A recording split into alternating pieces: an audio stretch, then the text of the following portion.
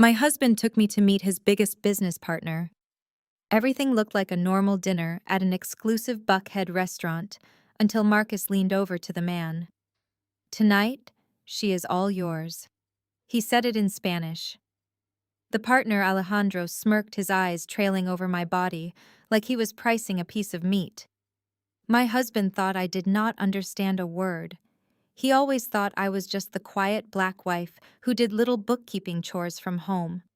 But 20 minutes later, Alejandro's face went white as a sheet. You want to know why? Because in those 20 minutes, I did two things. First, I ordered the most expensive Wagyu steak on the menu. Second, I sent a one-line email to the board of directors at Onyx Capital. Alejandro was desperate for a $50 million loan to save his sinking empire. Marcus was selling me out to get a finder's fee.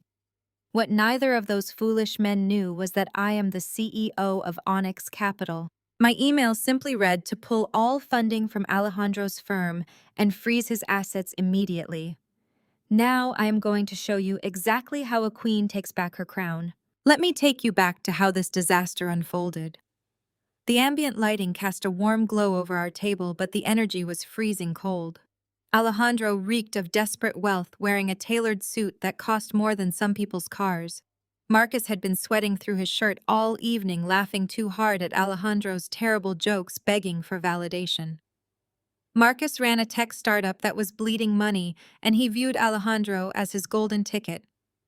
I sat there in my black silk dress, maintaining the perfect posture of a supportive wife. I cut my expensive steak in silence, watching the sad power dynamic play out.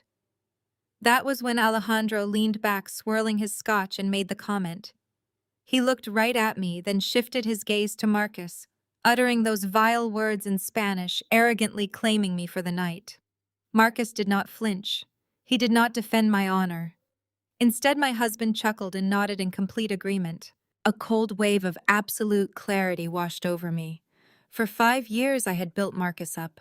I had edited his business proposals, managed his chaotic schedules, and smiled at corporate events while his colleagues talked down to me. He told everyone I was a freelance accountant. Earlier that evening, when I tried to offer insight about market trends, Marcus hushed me. But looking at him now, grinning as another man laid claim to my body, I realized Marcus was not a king building an empire. He was a parasite. And it was finally time to cut him off forever. I did not cry. I did not cause a scene either. I simply took a slow, deliberate sip of my bourbon. Under the table, out of their line of sight, I unlocked my phone. I opened the encrypted portal directly linked to the executive suite of Onyx Capital. Alejandro's holding company had been under our intense review for weeks.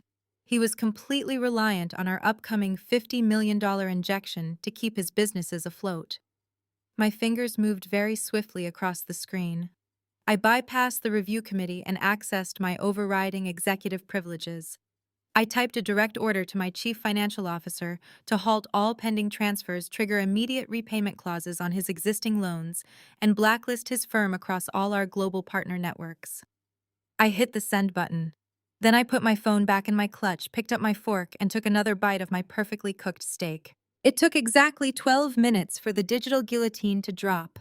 Alejandro was boasting about his summer home when his phone began to vibrate violently. He ignored it at first, but it rang again and then a third time.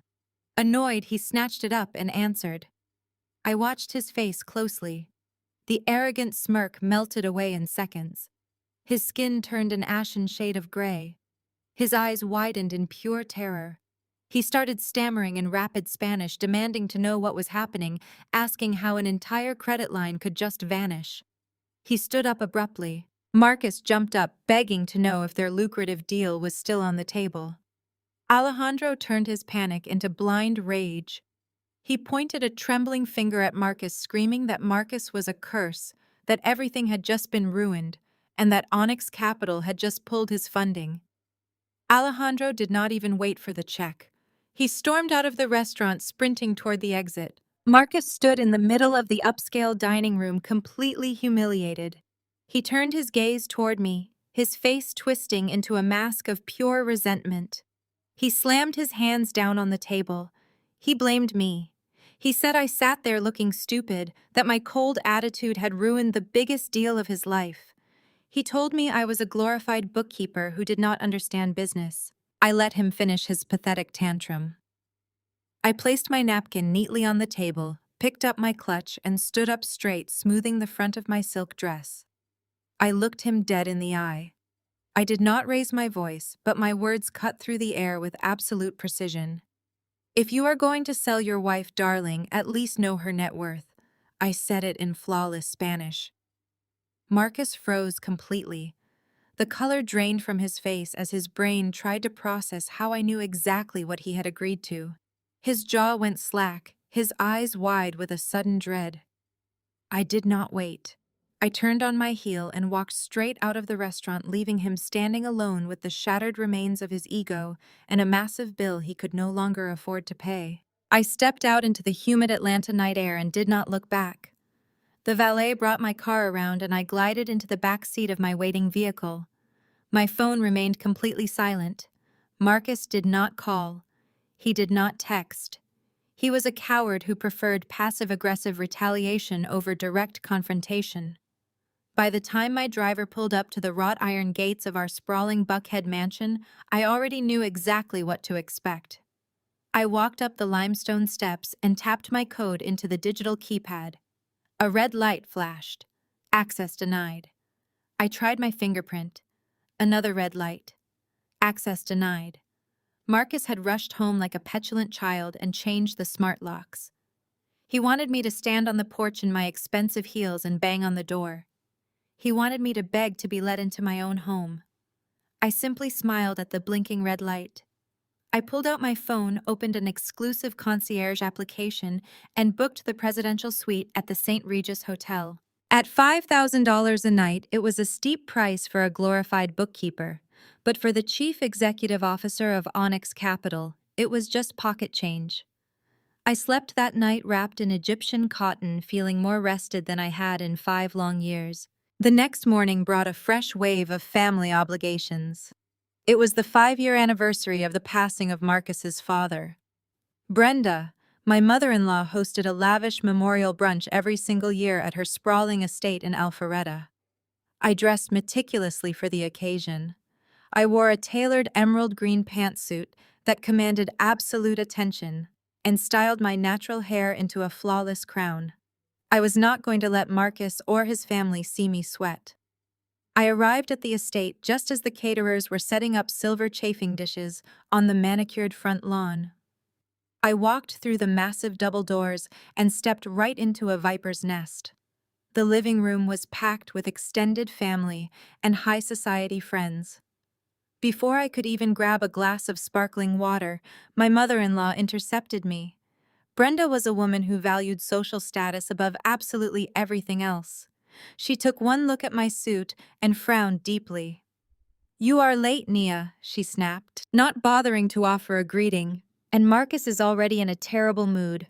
What on earth did you do to my son last night?" I opened my mouth to reply, but another voice cut through the air.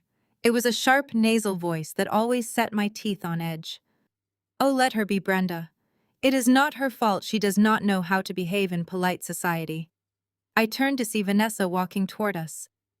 Vanessa was my brother-in-law, Jamal's wife. She was a blonde, wealthy white woman who constantly paraded her privilege around our black family like a shiny badge of honor. Jamal thought marrying into her family gave him status, but all it actually gave him was a wife who looked down on his own people. Vanessa approached holding a crystal champagne flute. She looked me up and down with that familiar, condescending smirk. Brenda nodded in agreement. "Vanessa comes from a good family, Nia. She knows how to support a successful man.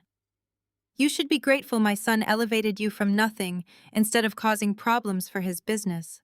I ignored their obvious bait and walked past them toward the massive kitchen to get some water. Vanessa followed me immediately, her designer heels clicking aggressively against the marble floor.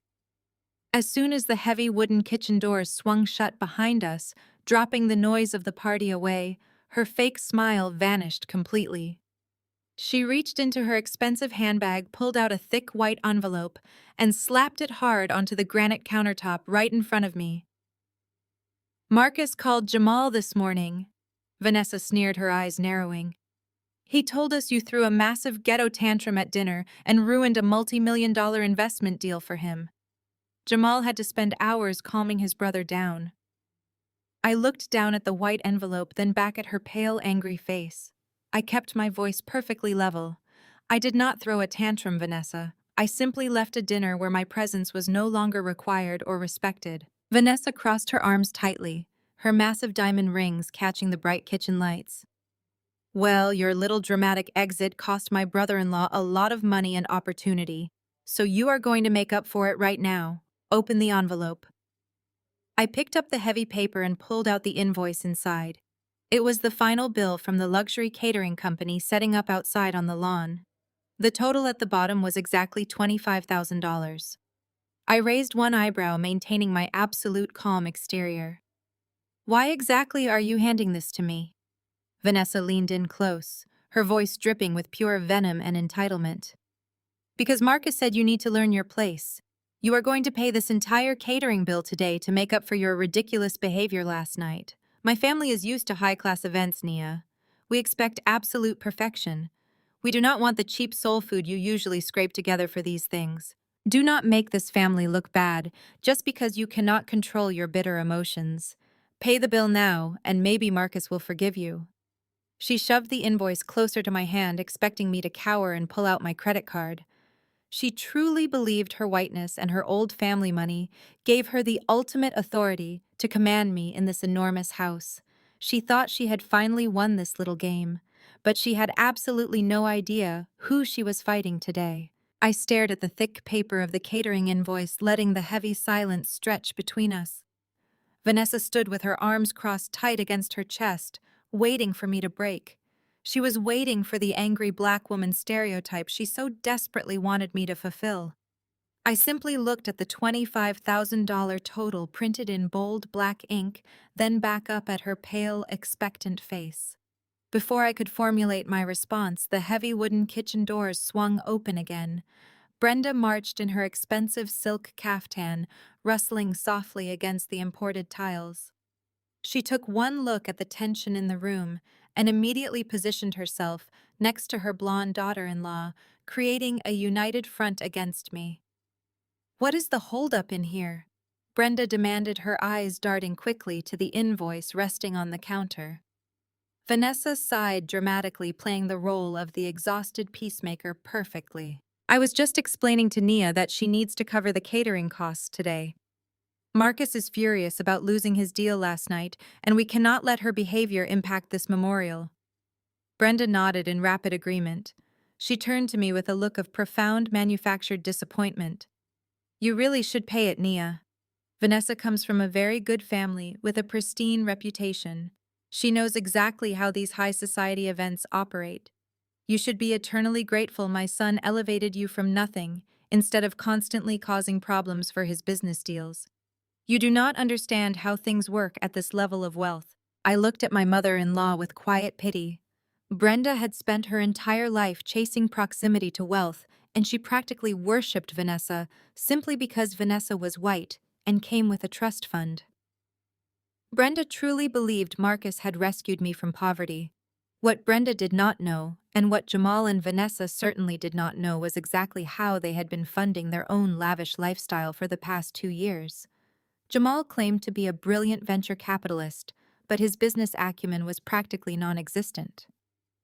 2 years ago, when Jamal was on the brink of absolute financial bankruptcy, Marcus had begged me to help him fix the accounting books.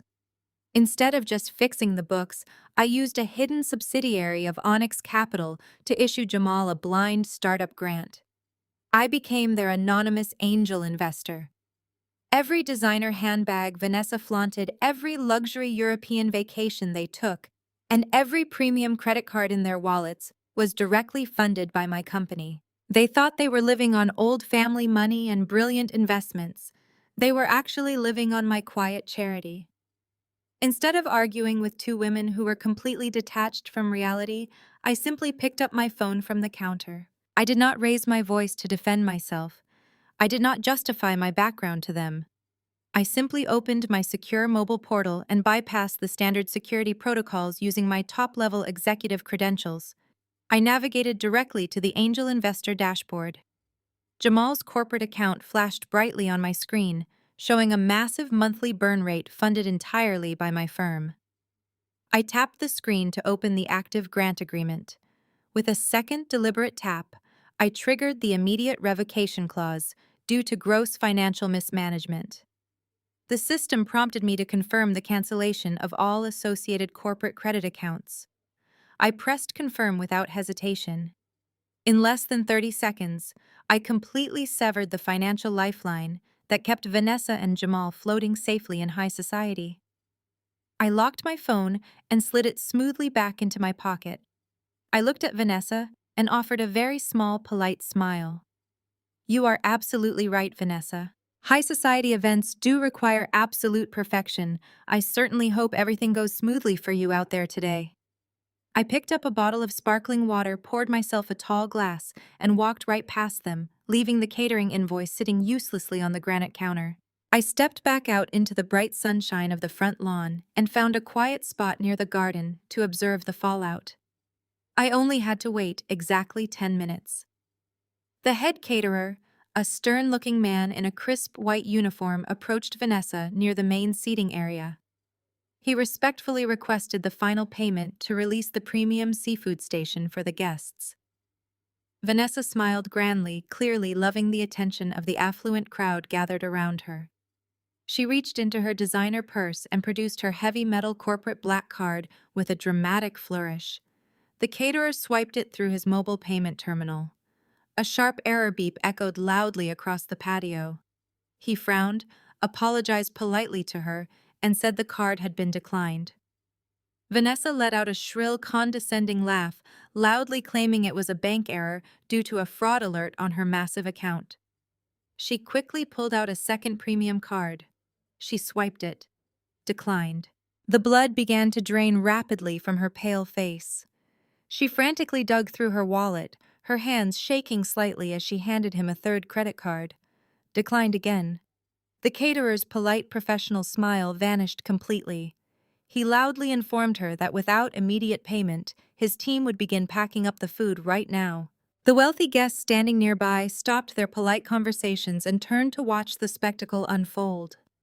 Brenda rushed over to the scene, her face twisted in absolute horror as the murmurs of financial embarrassment rippled through the elite crowd. Vanessa frantically dialed Jamal on her phone, screaming into the receiver, while the caterers literally began pulling plates of expensive food away from the shocked guests. The panic in the living room and out on the lawn was palpable as Vanessa realized her limitless wealth had just evaporated into thin air. She looked around wildly, utterly humiliated in front of the exact people she had spent her entire life trying to impress. I took a slow sip of my sparkling water, watching the absolute destruction of her pristine high society facade. She was scrambling, crying, and begging the caterers for more time, but the damage was already done. The perfect image she had weaponized against me was shattered into a million pieces, exposing the broke, desperate reality underneath. I stood in the shade of the oak tree, sipping my water in total peace, knowing the true chaos was only just beginning. Vanessa, panicking over her declined credit cards, provided the perfect background music as a sleek black SUV pulled into the long, winding driveway of the massive estate. I stood quietly in the shade of a massive oak tree, watching the heavy doors swing open. Marcus stepped out first in his expensive tailored morning suit, looking every bit the grieving son. He did not walk over to help his frantic sister-in-law. Instead, he walked around to the passenger side. A flashy young woman stepped out, wearing a tight red designer dress completely inappropriate for a solemn memorial. I did not know her name yet, but the way she looked at my husband told me everything. She reached into the back seat of the car and pulled out a toddler. The little boy, no older than 3, was dressed in a miniature suit matching Marcus. Marcus beamed with sickening pride. He took the boy by the hand, wrapped his other arm around the woman's waist, and marched toward the patio where the remaining guests gathered. He completely ignored the catering disaster. Walking right up to the center of the lawn, he locked eyes directly with me and raised his voice so everyone could hear him. "This is my son Marcus," announced, puffing his chest out like a proud king presenting his heir to the world. He gestured to the woman. "And this is Tasha." I stood still, letting his audacity wash over me. But the real gut punch came from the women next to me. My mother-in-law did not gasp in shock or demand an explanation. She did not look at me with an ounce of sympathy. Instead, Brenda's face lit up with absolute joy. She rushed forward with open arms, ignoring my existence entirely, and began cooing over the boy, calling him her precious grandson. I turned my head to Vanessa. Despite her own financial humiliation, Vanessa looked over her shoulder and shot me a triumphant, vicious smirk. The realization hit me with the force of a freight train. They already knew. All of them knew. For 3 entire years, this family had been breaking bread at my dining table, accepting my lavish gifts and allowing me to fix their financial disasters, all while actively hiding my husband's second family from me. They had smiled in my face, while secretly helping Marcus build a separate life. Marcus walked over to where I was standing. He looked down at me with pure, unfiltered disdain. He brought his mistress and secret child here solely to break me in front of an audience. "You could not give me an heir," Nia Marcus said loudly. "You are empty. Tasha gave me a legacy. So this marriage is over. The Buckhead mansion is entirely in my name. I bought it with my own money. I own it, and I am moving my real family into it tomorrow morning. You have exactly 24 hours to pack your cheap clothes and get out of my house. If you take anything of value, I will have the police arrest you." The affluent guests whispered among themselves, eagerly waiting for me to break down. They fully expected me to drop to my knees, scream, cry uncontrollably, or beg my husband for a second chance in front of his new woman. They wanted a show. But I did not shed a single tear for this pathetic betrayal. My heart simply turned to solid ice. I did not feel an ounce of sorrow. Instead, I felt a dangerous, predatory calm settle deep into my bones. I looked at Brenda, kissing the cheeks of a child born from betrayal. I looked at Vanessa, whose financial ruin was about to hit her like a tidal wave. Finally, I looked at Marcus, a man so blinded by his ego that he could not see the cliff he was standing on. I reached down and calmly picked up my designer purse from the garden chair. "The house is indeed in your name, Marcus," I said, keeping my voice smooth and perfectly level. "Your signature is absolutely the only one on the property deed. But you seem to have forgotten who actually holds the mortgage." Marcus threw his head back and laughed loudly, looking at me like I was a stupid child. "You really know nothing about business, do you?" I did not get a mortgage from a regular bank. I secured a $2 million commercial loan directly from Onyx Capital. I used my tech startup as collateral. I pitched to the top executives, and those white guys on Wall Street loved my presentation. They admired my aggressive growth projections. They practically threw money at me because they recognized my genius. "You have zero claim. I own it, and Onyx Capital backs me." I stared at his smug, smiling face. He was so incredibly arrogant. He truly believed he had charmed a room full of old money billionaires. He had absolutely no idea that the anonymous chief executive officer who had reviewed his desperate pitch, the person who had meticulously approved his high-risk loan, and the only person who held the absolute power to seize his entire life, was the black woman standing right in front of him. He thought he was the master of his own universe, completely oblivious to the fact that I owned the ground he walked on. I did not correct his foolish assumptions. I did not tell him the truth. I offered him a polite, chilling smile. "Congratulations on your brilliant investments, Marcus," I said softly.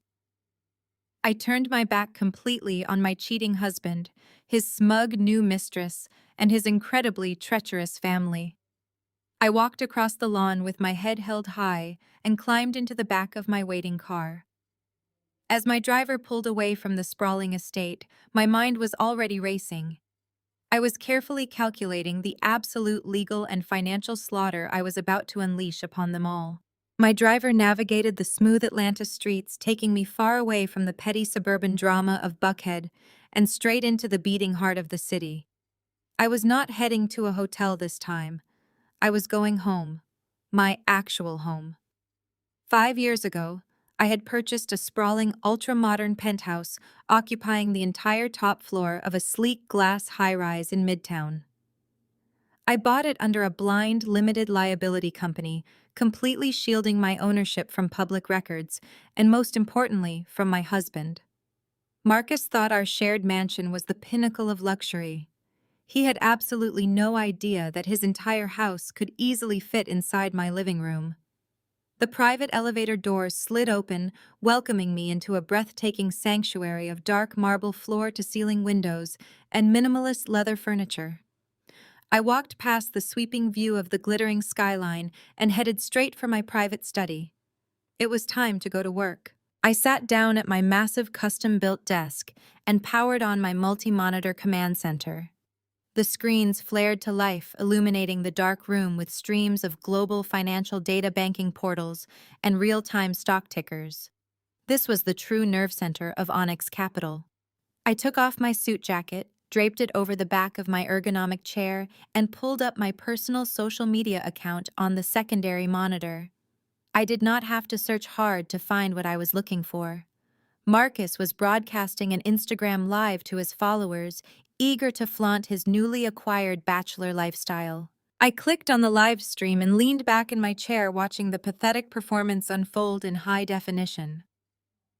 Marcus was standing in the center of the Buckhead Mansion foyer, holding a bottle of imported champagne. He was grinning widely into his phone camera, his chest puffed out with unearned pride. Tasha was draped heavily over his shoulder, wearing a tight imitation designer dress, waving her manicured fingers at the screen. Marcus was loudly boasting to his followers about his successful new chapter. He walked the camera through the living room, proudly showing off the high ceilings, the imported hardwood floors, and the custom crystal chandelier that I had personally selected and paid for. He told his audience that real bosses make tough choices to upgrade their lives and secure their legacy. He actually patted the grand staircase and claimed he built this kingdom from the ground up with his own two hands and his brilliant business mind. Tasha giggled in the background, loudly proclaiming that she was finally getting the royal treatment she deserved. I watched them celebrate their stolen victory with a cold, predatory stillness. Marcus was an arrogant fool who never bothered to read the fine print of anything he signed. He was so desperate to look like a wealthy mogul that he blindly rushed into legal agreements he did not understand. When he applied for that $2 million commercial loan from Onyx Capital to buy the house, he did not just sign a standard mortgage. He used his entire tech startup as the primary collateral for the loan. He handed over the legal rights to his intellectual property, his business bank accounts, and his future revenue streams, all to secure a property he thought would make him look powerful. He truly believed he had outsmarted the ruthless white investors on Wall Street with his aggressive growth pitches. He never suspected that a black woman was the one setting the trap. I shifted my attention to my primary monitor and opened his highly classified mortgage file in the Onyx corporate database. The contract I had my top-tier lawyers draft was a masterpiece of corporate warfare. Buried deep on page 47 was a highly specific, totally legal provision known as the moral turpitude and high-risk default clause. This clause gave Onyx Capital the absolute right to demand immediate repayment in full if the borrower engaged in scandalous public behavior, brought extreme disrepute to their professional image, or experienced a sudden catastrophic loss of primary business partnerships. Marcus had just hit the trifecta. He had publicly paraded a mistress abandon his marriage, and thanks to my earlier actions at the restaurant, his biggest financial backer, Alejandro, was currently facing total bankruptcy. Marcus was officially a toxic asset. I hovered my mouse over the execution command on my screen. I took a slow, deep breath, savoring the absolute power humming through my fingertips. Then, with a single decisive click, I dropped the digital guillotine. I immediately turned my eyes back to the Instagram live stream on my second monitor. Marcus was just popping the cork on the champagne bottle, laughing as the foam spilled over his expensive shoes. Tasha squealed and held out her glass. Right at that exact second, the loud, sharp chime of a priority email echoed from Marcus's phone. He paused his celebration, looking slightly annoyed by the interruption. He shifted the phone in his hand, keeping the live stream active, while he swiped down to read the incoming notification. I watched the exact moment his entire world stopped spinning. The smug, arrogant grin melted off his face in less than a heartbeat. His skin turned an unnatural, sickly shade of gray. His hand began to shake so violently that the champagne bottle slipped from his grip, crashing onto the hardwood floor and shattering into dozens of pieces. Tasha jumped back, screaming at him for ruining her shoes, but Marcus did not even hear her. He was staring at his screen in pure, unfiltered horror. He was reading the urgent, legally binding email I had just dispatched from the Onyx corporate server. It was a 7-day notice of absolute foreclosure and asset seizure. The email clearly stated that due to extreme high-risk default, his $2 million loan was being called in immediately. If he did not produce the full amount in cash within exactly 7 days, Onyx Capital would legally seize the Buckhead mansion, freeze his corporate bank accounts, and liquidate his tech startup entirely. Marcus started gasping for air, his chest heaving as panic consumed him live in front of thousands of viewers. He abruptly ended the broadcast, the screen plunging into darkness. I sat in my quiet, luxurious penthouse, a slow smile spreading across my face as I closed the laptop. The king had just lost his castle, and he had absolutely no idea that the queen he discarded was the one holding the keys. I closed the laptop and let the silence of my penthouse wash over me. Across the city, Marcus was experiencing a totally different reality. He stared at his phone screen, his breathing ragged and shallow. The expensive champagne seeping into the hardwood floors was completely forgotten. Tasha was still shrieking in the background about the sticky foam ruining her designer heels, but her voice sounded like static to him. He swiped down on the screen again, desperately refreshing his email inbox. He was praying to see a follow-up message from Onyx Capital claiming the foreclosure notice was just a technical glitch. But Wall Street algorithms do not make glitches. The 7-day notice of absolute foreclosure and asset seizure remained stamped across his screen in bold red letters. Marcus ran his trembling hands over his face. He tried to rationalize the situation. He convinced himself it was merely a clerical error from an overzealous banking system. He just needed to make a quick phone call to smooth things over. He dialed his business banking contact at his corporate branch. An automated voice answered flatly, informing him that his accounts were currently restricted and he needed to contact a branch manager during normal business hours. He hung up, a cold sweat breaking out across his forehead. His tech startup accounts were frozen tight. He paced the length of the grand foyer, his mind scrambling for a lifeline. Alejandro. He just needed to call Alejandro. The billionaire investor had promised him a massive finder fee for that introduction at the restaurant. If Alejandro could just float him a quick $2 million bridge loan, Marcus could pay off Onyx Capital, clear the high-risk default, and save his house. He pulled up Alejandro's private number and hit send. The phone rang 5 times before it finally connected. Alejandro did not answer with his usual greeting. The background noise on the call sounded like absolute chaos. People were shouting, paper shredders were running, and Alejandro was screaming in rapid Spanish. Marcus tried to cut through the noise, frantically explaining that he needed a temporary bailout to save his startup and his home. Alejandro stopped screaming at his staff and unleashed his fury on Marcus. He told Marcus that his entire empire was collapsing. His global credit lines had been severed out of nowhere. His stocks were in a catastrophic freefall. Alejandro spat into the phone that his firm was currently drafting emergency bankruptcy documents just to avoid total liquidation. He cursed Marcus, calling him a walking plague, and slammed the phone down loudly. Marcus dropped his phone. The reality of his situation crashed down on him with crushing weight. He had no cash. His startup was frozen. His billionaire backer was bankrupt. Before he could even process the magnitude of his ruin, Tasha stomped back into the foyer. She was holding her phone, her face twisted in an ugly scowl. She did not care that Marcus looked like he was about to have a heart attack. She shoved her screen toward him and demanded to know why her new platinum credit card had just declined. She had been trying to order $30,000 worth of custom Italian furniture for the living room, and the transaction was blocked. Marcus stared at her, completely numb inside. He told her quietly that the accounts were frozen. Tasha did not offer comfort. She did not ask how they could fix it together. She immediately threw a massive tantrum, screaming that she did not leave her previous life to move into a giant house with a broke man. She yelled that she needed a luxury lifestyle, not a massive financial liability. Her shrieking pushed Marcus over the edge. He grabbed his car keys and walked out of the mansion, leaving her screaming in the foyer. He got into his luxury sports car, a vehicle he suddenly realized he could no longer afford, and drove straight to his brother's house. Jamal and Vanessa lived in a pristine gated community just a few miles away. Marcus pounded on their front door until Jamal finally answered. Jamal looked exhausted, completely drained from the catering disaster that had unfolded at the memorial brunch just hours earlier. Marcus pushed his way into the house, desperate and frantic. He did not even bother saying hello. He cornered his brother in the elegant living room and spilled everything. He confessed that Onyx Capital was threatening to seize the Buckhead house and liquidate his entire tech company in 7 days. He begged Jamal for a loan to cover the default. Jamal shook his head slowly, looking away.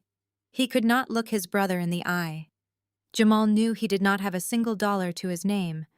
The anonymous startup grant that funded his entire life had vanished that morning. Before Jamal could admit his own humiliating financial ruin, Vanessa marched down the grand staircase. She had changed into a fresh designer dress, desperately trying to maintain her wealthy white savior facade. She had spent the entire afternoon lying to her country club friends, claiming the catering incident was just a stupid fraud alert triggered by her bank. She was determined to prove to everyone, especially to her black husband and his family, that she was still the most powerful person in the room. Vanessa walked right up to Marcus, a smug, arrogant smile plastered across her face. She told Marcus to stop begging like a peasant. She proclaimed that her family always took care of their important investments. She announced she was opening a massive flagship luxury salon in Midtown Atlanta next week. It was a multi-million-dollar brand she was building to solidify her status in high society. She arrogantly promised Marcus that she would secure a massive commercial loan using her new luxury salon chain as collateral. She guaranteed she would have the $2 million wired to his account before his 7-day deadline expired. Marcus nearly collapsed with sheer relief, thanking her profusely, completely unaware that she was wrapping a thick rope tightly around her own neck. Vanessa stood in the center of her pristine living room, basking in the gratitude pouring out of Marcus. She relished every single second of his humiliation. To her, this was the ultimate validation of her superiority. She was the wealthy, capable white woman swooping in to rescue her husband's black family from absolute financial ruin. She told Marcus to go home, rest his head, and let her handle the complicated world of high finance. The very next morning, Vanessa contacted an elite commercial loan broker located in Midtown Atlanta. She demanded a $2 million expedited cash injection and proudly offered up the deed to her highly anticipated flagship luxury salon as collateral. She instructed the broker to fast-track the application, boasting that her pristine credit and old family name would guarantee immediate approval. She had spent 2 grueling years building this beauty empire, pouring millions into imported Italian leather styling chairs, crystal chandeliers, and aggressive marketing campaigns. It was her crowning achievement, her guaranteed ticket to ruling Atlanta high society. She was so blinded by her own arrogance that she never bothered to ask the broker which financial institution handled his expedited high-risk commercial applications. 48 hours later, the broker's digital file pinged directly into my highly secure executive inbox. I was sitting at my custom desk in the penthouse sipping a cup of hot black coffee as the bright morning sun hit the Atlanta skyline. When I opened the high-priority commercial loan request, I actually had to set my coffee mug down to keep from laughing out loud. The name at the very top page of the formal application was Vanessa Vance. She was applying for an emergency $2 million commercial bridge loan to be wired directly into Marcus's frozen tech startup accounts.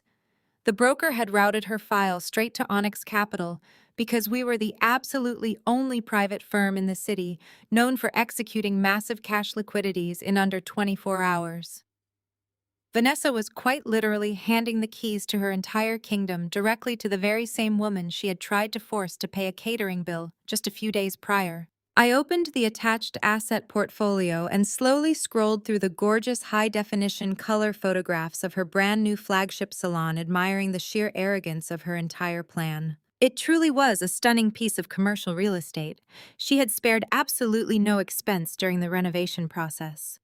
The property was located on one of the most expensive and highly coveted street corners in the entire city. I carefully looked at all the projected revenue streams, the long list of elite clientele she had already booked, and the massive inventory of premium beauty products sitting securely in her climate-controlled warehouse. She thought she was using this magnificent asset to act as a generous savior for her brother-in-law. I saw it as the absolute perfect instrument for her complete and total destruction. I did not reject the loan application. I am a highly strategic businesswoman, and this was just an incredibly lucrative opportunity falling right into my lap. Instead, I opened the digital contract editor and began to meticulously weave a lethal financial trap directly into the fine print. I approved the $2 million bailout for Marcus, but I drastically restructured the terms to include an aggressive, completely non-negotiable cross-collateralization agreement. I permanently tied the ultimate fate of Vanessa's prize salon directly to the impossible deadline I had already set for Marcus. The legal mechanics of the trap were beautifully simple but completely devastating in their execution. The contract explicitly stated that the $2 million would be released to cover Marcus's immediate default. However, to clear the high-risk status entirely, Marcus still had to manually verify the massive transfer and clear his frozen accounts by exactly 5 o'clock on Friday afternoon. If that specific hidden deadline was missed by even a single minute, the massive loan would instantly enter into catastrophic default. And because of the ruthless cross-collateral clause I just buried on page 62 of the agreement, that default would trigger an immediate, uncontestable asset seizure. I made absolutely sure the legal language was completely ironclad. There would be no generous grace period. There would be no polite written warnings. If Marcus failed to navigate the complex frozen accounts left behind by Alejandro's sudden and messy bankruptcy, Vanessa's entire salon chain, the building, the brand, the inventory, and the bank accounts would instantly and permanently become the sole property of Onyx Capital. I locked the ruthless terms into place, attached the official Onyx corporate seal, and sent the approval back down to the commercial broker. Later that very sunny afternoon, Vanessa sat in her favorite exclusive country club, sipping a cold mimosa when her broker called with the spectacular news. He eagerly told her the $2 million loan had been officially approved by a premier Wall Street investment fund in record time. He immediately emailed her the massive digital contract, noting that the funds would be available for Marcus immediately upon her signature. Vanessa did not hire a corporate lawyer to carefully review the heavy document. She did not even bother to scroll down to page 62 to read the fine print. She was entirely too eager to play the wealthy white savior, too intoxicated by the powerful thought of holding this massive financial favor over her husband's family for the rest of their lives. She opened the digital document on her mobile phone, smiled brightly at her own reflection in the dark screen, and confidently typed out her electronic signature. She hit submit and happily celebrated her own brilliant business acumen. She had absolutely no idea she had just signed her own rapid death warrant. She had just handed her entire luxury empire directly over to me, wrapping a thick, inescapable rope tightly around her own neck, all while smiling. Friday evening descended on Midtown Atlanta with a stifling heat, but inside Vanessa's brand new flagship luxury salon, the air conditioning was blasting and champagne was flowing endlessly. It was the grand opening event of the year for her social circle. She had transformed a massive historic building into a temple of pure vanity.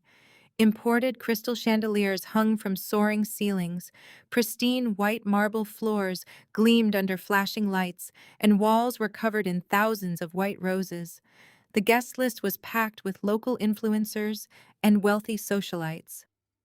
Vanessa floated through the crowd in a silver sequined gown, boasting about her brilliant business mind.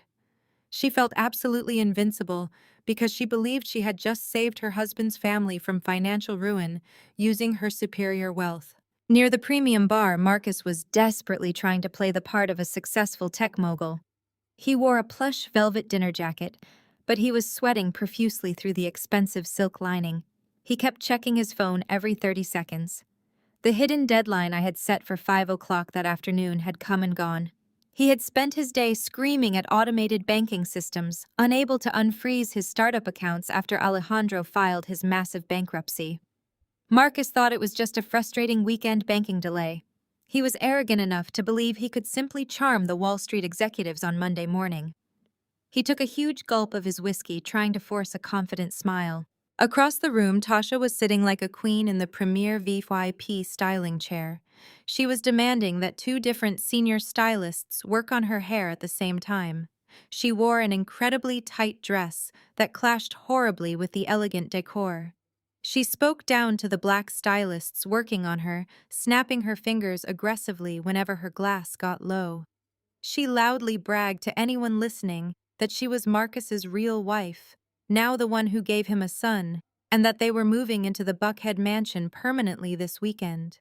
She reveled in her stolen victory, completely unaware of the financial hurricane rapidly approaching. Outside the salon, my jet-black Maybach glided smoothly up to the red carpet. The flashbulbs of the local press went wild as my chauffeur stepped out and opened my heavy car door.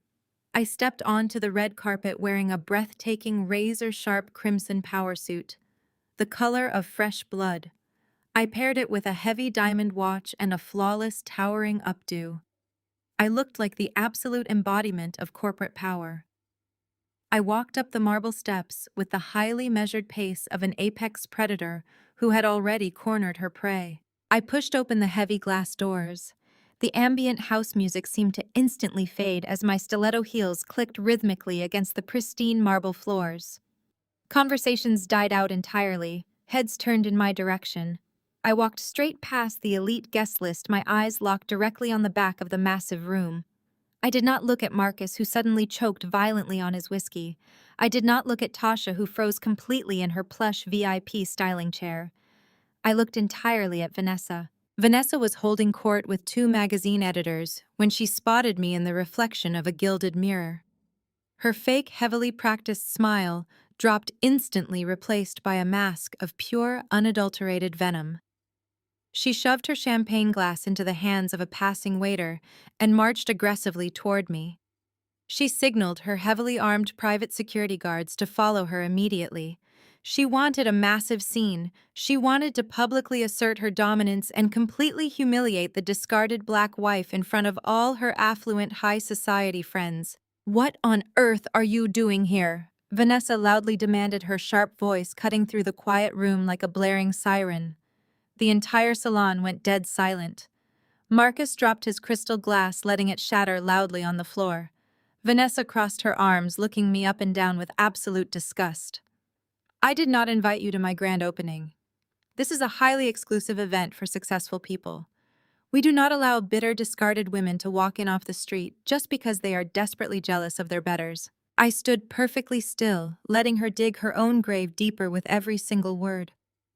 Vanessa turned to her security guards, pointing a perfectly manicured finger right at my face. "Get this ghetto trash out of my salon right now." She intentionally projected her voice so every wealthy guest could hear her vile words clearly. "She is homeless. Marcus threw her out of his mansion to move his real family in, and now she is just wandering around looking for a desperate handout. She probably came here to beg for a job sweeping up hair. Escort her out before she steals something." The two security guards, massive men in dark suits, stepped forward quickly. The high society guests whispered behind their hands, watching me with a mixture of shock and morbid entertainment. Tasha laughed out loud from her VIP chair, clapping her hands together at the cruel spectacle. Marcus remained frozen in place, too cowardly to intervene, too terrified to speak. He just stood there and watched his white sister-in-law publicly degrade the very woman who had spent 5 years silently building his entire life. I did not flinch. I did not raise my voice or give Vanessa the angry reaction she desperately craved to validate her blatant racism. I simply looked at the approaching security guards. My gaze was so completely cold, so full of unquestionable authority, that both massive men hesitated and took a half step backward. Then I slowly reached into the inside pocket of my crimson blazer. I pulled out a thick, legal-sized envelope sealed with the heavy black wax crest of Onyx Capital. I looked right into Vanessa's smug, hateful eyes, offering her a chilling, predatory smile. The two security guards stopped. They looked at the black wax seal on the envelope in my hand, then at the 4 men walking through the glass doors behind me. My legal team arrived on time. 4 lawyers in dark suits stepped onto the marble floor. They fanned out behind me in flawless formation. The house music was turned off by a terrified DJ. The only sound left was the gasp of the affluent guests. Vanessa stared at those lawyers. Her pale face twitched with confusion and sudden panic. She looked back at me, her voice losing its arrogant edge. "What is this?" she demanded, gesturing at the men behind me. "Who are these people? You cannot bring a gang of lawyers into my grand opening. I will have you arrested." I stepped past the bewildered security guards and walked directly up to Vanessa. I held the heavy envelope out to her. "I am not here for a blowout." "Vanessa?" I said, my voice ringing out clearly across the silent room. "I am here for the keys." Vanessa let out a nervous laugh. She crossed her arms tighter, refusing to take the envelope. "The keys to what? My salon?" "You have completely lost your mind. Marcus, get your crazy ex-wife out of here before I call the police." Marcus stood frozen near the bar, his eyes locked on the wax seal. He recognized the black crest of Onyx Capital from his mortgage documents. He set his empty whiskey glass on the bar and took a trembling step forward. "Nia," he whispered, his voice cracking with terror. "What are you doing with that envelope?" I turned my gaze to my cheating husband. "I am executing a foreclosure, Marcus." I turned back to Vanessa, cracking the wax seal open. "Since neither of you bothered to read the fine print of your financial agreements, I will explain it to you in front of your high society friends." I pulled out legal documents and handed them to my lead attorney, who distributed copies to the security guards. "Vanessa," I said, raising my voice, "when you applied for a $2 million expedited commercial loan to save Marcus from his high-risk default, you offered up the deed to this entire flagship salon as collateral. You signed a digital contract with Onyx Capital on Wednesday afternoon." Vanessa scoffed loudly. "So what? I secured the loan. I saved his family. Onyx Capital approved my application because my credit is flawless. I have plenty of time to repay it. You have nothing to do with this." I offered her a chilling smile. "I have everything to do with this. I am the chief executive officer of Onyx Capital. I personally reviewed your desperate application. I approved it, but I added a non-negotiable cross-collateralization clause on page 62. Vanessa stopped breathing. The blood drained from her face. Marcus let out a choked sound from the back of the room. Tasha stood up from her velvet styling chair, realizing that the massive wealth she had been bragging about was suddenly in extreme jeopardy. I continued my explanation with ruthless precision.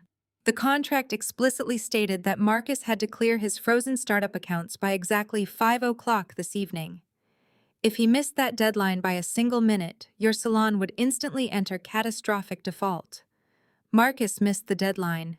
He could not unfreeze his accounts because Alejandro filed for massive bankruptcy this morning. The default triggered automatically at 5:01. I stepped closer to Vanessa. She was trembling so violently that the sequins on her designer gown were shaking. As of 2 hours ago, I said softly, "Onyx Capital assumed ownership of this building. We own the crystal chandeliers. We own the imported leather chairs. We own the inventory in your warehouse. We own the brand name on the front door. You do not own a luxury beauty empire, Vanessa. You own absolutely nothing." Vanessa grabbed the documents from the lead lawyer. Her eyes darted across the pages, searching for a loophole, anything to prove I was lying. But the legal language was ironclad. She saw her own digital signature stamped directly beneath the lethal cross-collateral clause. She dropped the papers onto the white marble floor as if they had burned her hands. "No," she gasped, tears welling up in her eyes. "No, this is illegal. You tricked me. My family will sue you. My father has the best corporate lawyers in the entire state of Georgia.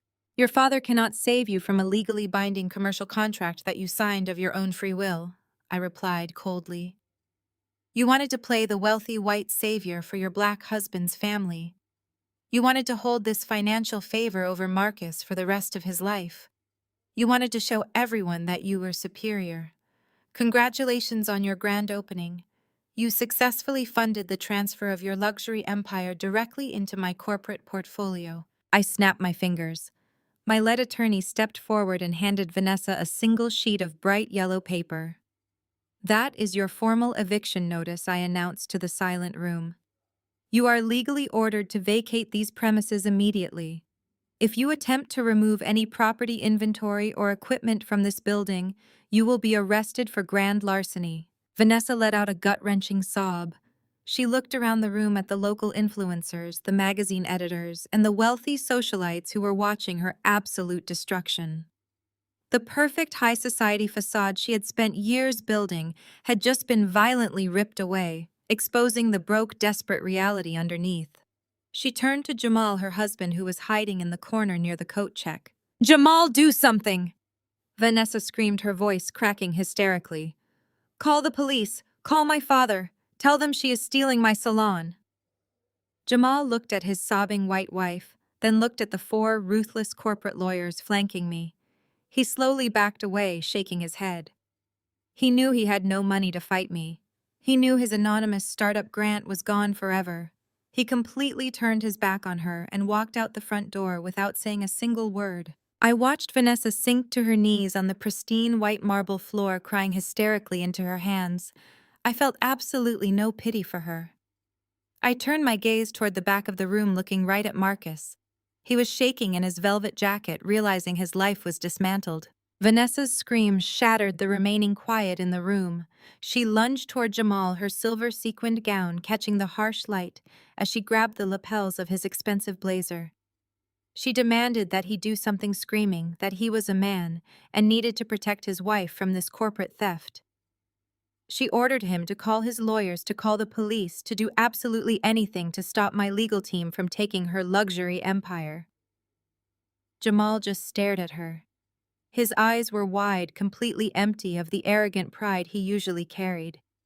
He looked at the 4 ruthless attorneys standing behind me, then at the bright yellow eviction notice lying on the pristine marble floor.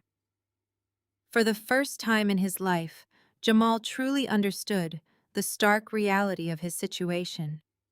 He was not a brilliant venture capitalist. He was a broke man who had been living on my secret charity, and that charity had been permanently revoked that very morning. He slowly reached up and peeled Vanessa's manicured fingers off his jacket. Vanessa stared at her husband in absolute shock. She demanded to know why he was backing away. She reminded him of her family name, of the status she had given him by marrying a black man from a working-class background. She threw all her toxic privilege right in his face, screaming that he owed her his entire social standing. Jamal shook his head, his face a mask of bitter realization. He told her he had no money to fight Onyx Capital. He admitted right there in front of the local influencers and magazine editors that his startup funds had vanished into thin air. He had no powerful lawyers to call. He had absolutely no power. He looked at Vanessa not as a wealthy savior, but as a heavy anchor pulling him down into a catastrophic legal battle he could never win.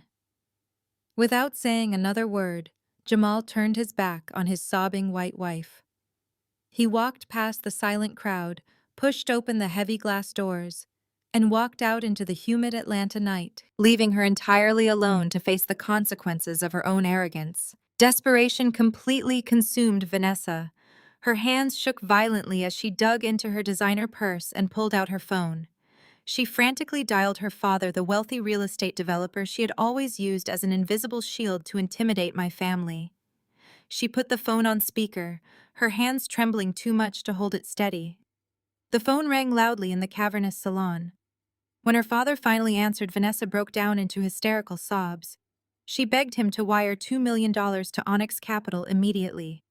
She cried that a ruthless corporate investment firm was seizing her flagship salon through a predatory contract. I stood perfectly still watching her beg. Her father's voice crackled through the speaker, sharp and distinctly annoyed. He asked her if she had signed a commercial contract using the salon as collateral. When Vanessa choked out a yes, the line went silent for a heavy moment.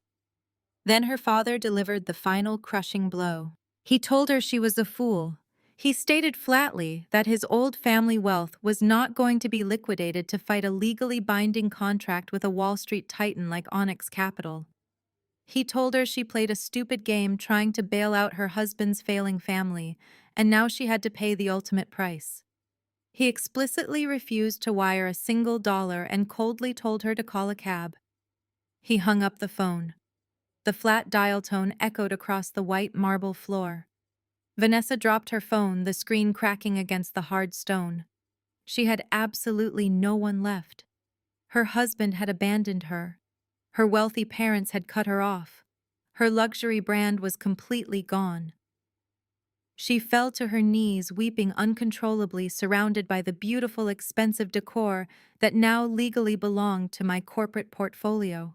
I did not feel a single ounce of pity for the woman crying on the floor. I raised my hand in a sharp, deliberate motion. The two massive private security guards Vanessa had originally called to throw me out immediately stepped forward. But they did not come toward me.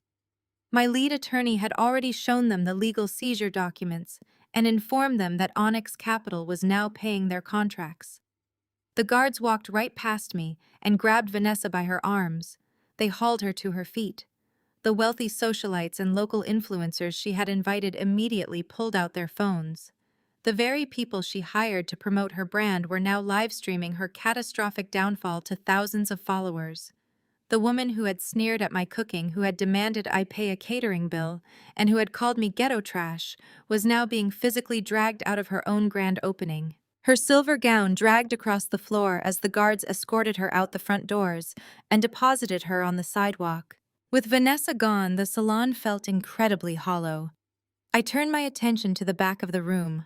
Marcus was still backed up against the premium bar, clutching the edge of the counter, like it was the only thing keeping him standing. His chest heaved as he struggled to draw breath. His custom velvet dinner jacket was soaked with nervous sweat. His eyes were wide with pure, unfiltered terror. He had just watched his sister-in-law lose a multi-million-dollar empire in a matter of minutes. He knew his own house and tech startup were next on the chopping block. He stared at the thick, wax-sealed envelope in my hand. He knew the name Onyx Capital. He knew they were the ones destroying his life. But his massive inflated ego was completely blinding him to the truth. Marcus looked at me standing there with 4 corporate lawyers, but he still could not connect the dots. In his mind, it was absolutely impossible for his quiet, submissive black wife to be the ruthless billionaire tearing apart his world. He truly assumed I was just a bitter ex-wife who had somehow discovered his foreclosure notice and showed up to gloat at his misery. He believed an invisible cutthroat corporate raider at Onyx Capital was systematically hunting his family down for missing a payment. He thought a room full of greedy Wall Street executives was targeting him. He had no idea the architect of his total destruction was standing less than 20 feet away, wearing a crimson suit and a calm smile. I did not correct his foolish assumption. I simply turned my back on his trembling figure, walked out the glass doors to my waiting Maybach, and left him to marinate in his own spectacular ruin. The sheer scale of Marcus's financial devastation became fully apparent by Monday morning. The aggressive foreclosure on the Buckhead mansion was no longer a distant abstract threat, but a terrifying immediate reality. Heavy, brightly colored legal notices were taped directly to his custom front doors, officially warning him of the impending public auction. His tech startup, the company he built his entire inflated ego around, was completely seized and shuttered. The locks on his corporate office had been changed over the weekend by my ruthless legal team, and his terrified employees were already filing for unemployment. Marcus sat alone in the dark, cavernous living room of the mansion he was about to lose, staring blankly at the imported hardwood floors. His custom-tailored suits felt suffocating now. The panic was setting in deep. The electricity had not been shut off yet, but the massive house already felt exactly like a cold tomb. He spent the last 48 hours frantically calling every single contact in his phone. He called venture capitalists, old college friends, and even distant relatives, begging for a temporary bridge loan to stop the rapid bleeding. Every single person turned him down flat. Word of his catastrophic association with Alejandro's highly publicized bankruptcy had spread through the Atlanta business community like wildfire. Marcus was entirely toxic, a walking financial plague that absolutely nobody wanted to touch. He felt completely trapped. The heavy, oppressive silence of the mansion was abruptly shattered by the sharp, angry clicking of high heels. Tasha marched down the grand staircase, dragging two massive designer suitcases behind her. She did not look anything like the triumphant, glowing woman who paraded around the salon grand opening just days ago. Her face was twisted into a harsh mask of pure, unadulterated rage. She was ruthless when her comfort was threatened. She dragged the heavy bags across the foyer and dropped them right in front of Marcus. She demanded to know exactly why all of her premium credit cards were bouncing and why the private preschool had just called to say her son's tuition check failed to clear. Marcus tried to reach out to her, attempting to use his usual smooth, manipulative charm to pacify her explosive anger.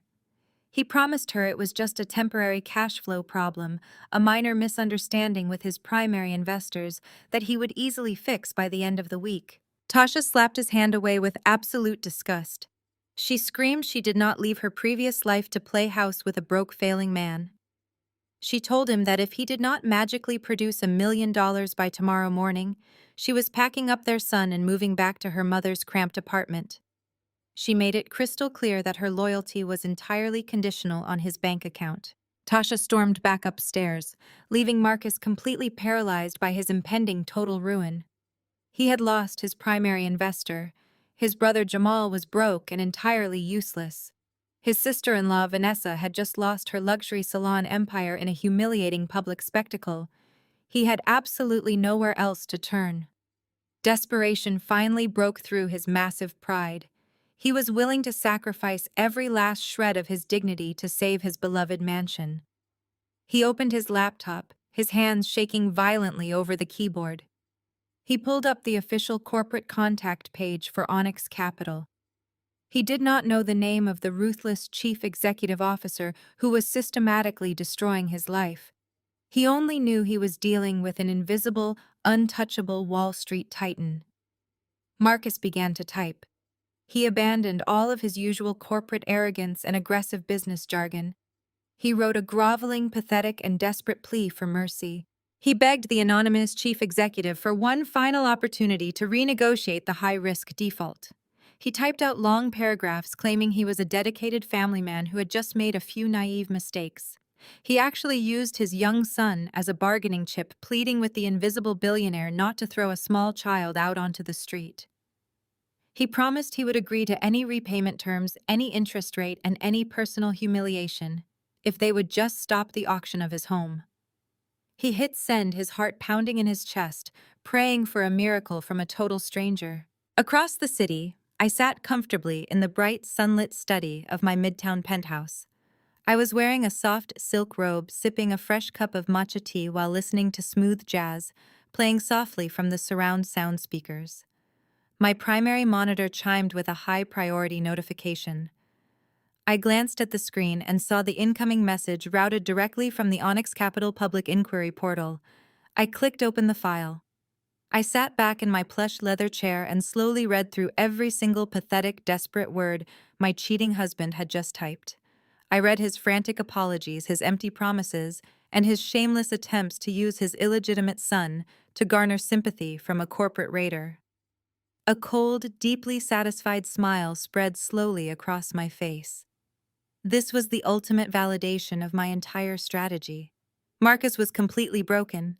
He was officially on his knees begging the universe for a lifeline, totally oblivious to the fact that he was actually praying directly to the black woman he had treated like absolute garbage for 5 years.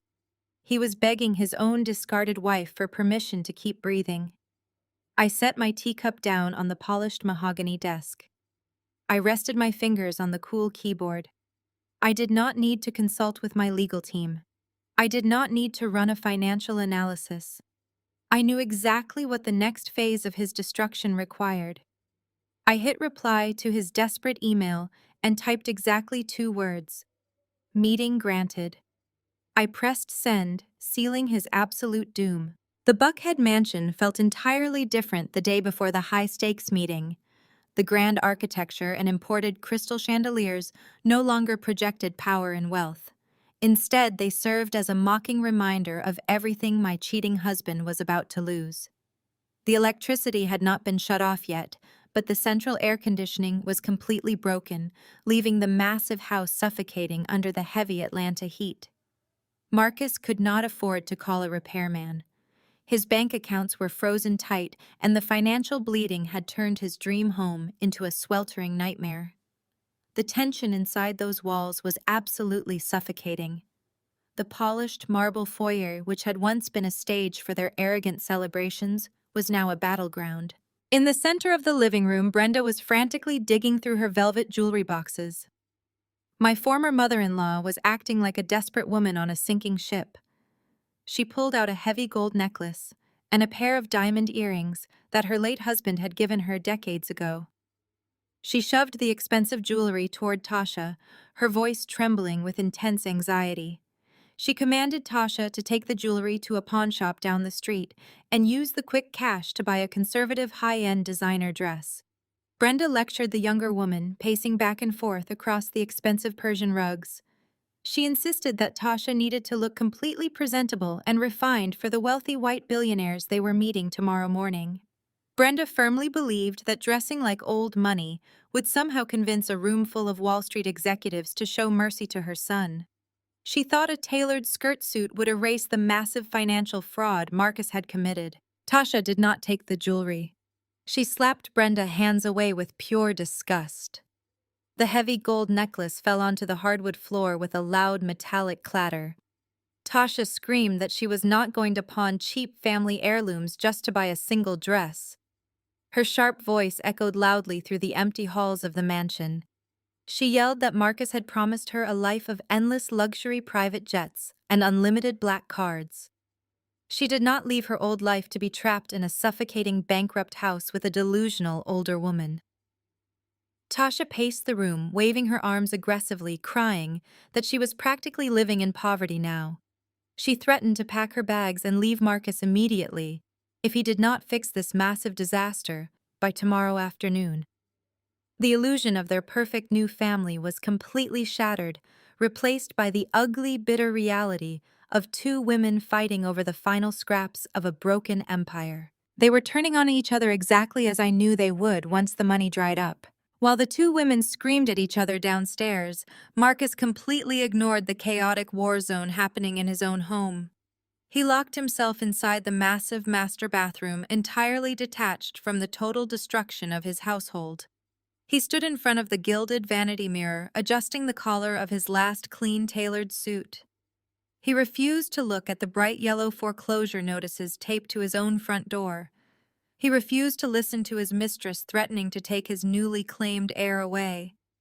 Instead, he stared deeply at his own reflection, practicing his corporate pitch over and over again. He adjusted his expensive silk tie, flashing a wide, charismatic smile at the mirror.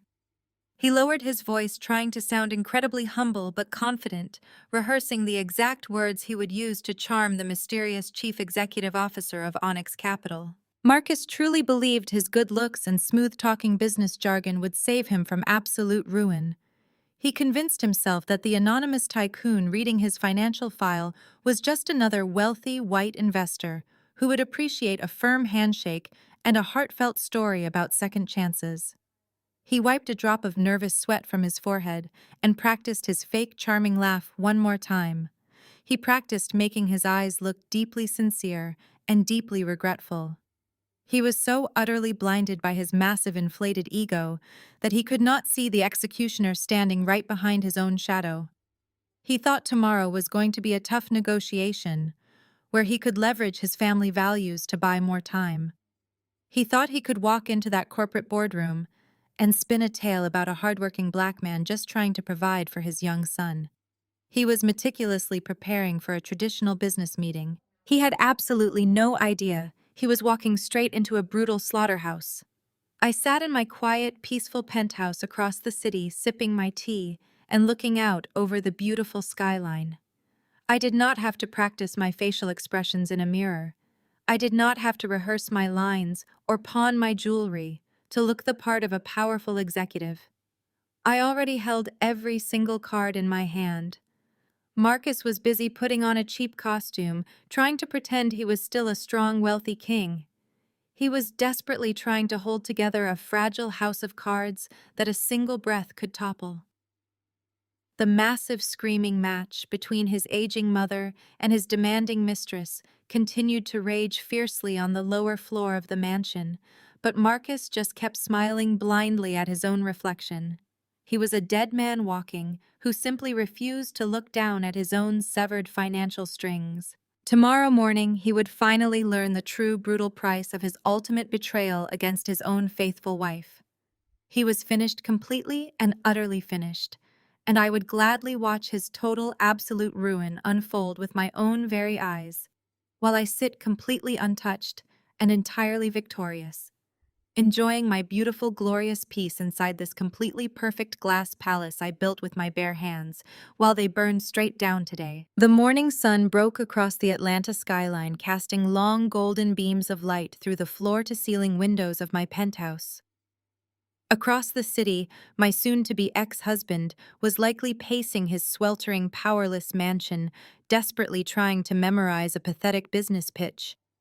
He was busy sweating through his last clean suit, arguing with his greedy mistress, and praying for a financial miracle from a mysterious corporate tycoon.